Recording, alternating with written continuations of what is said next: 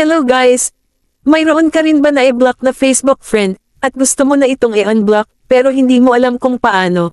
May madaling paraan para dyan. Ang video na ito ay para lamang sa mga hindi pa nakakaalam at kung isa ka sa kanila at gusto mo rin itong malalaman, halika at alamin natin. First i-open ang Facebook application. Pindutin ang 3 lines. Then pindutin ang settings icon. Mag-scroll pababa hanggang sa audience invisibility section, dito ay piliin mo ang blocking at pindutin ito.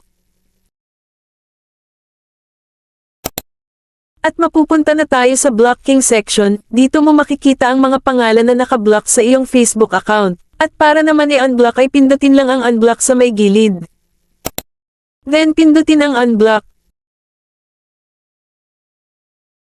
At ma-unblock na ito, pwede na muli kayong maging friend sa Facebook. I-search mo lang ang kanyang pangalan at pwede ka nang mag-send muli sa kanya ng friend request.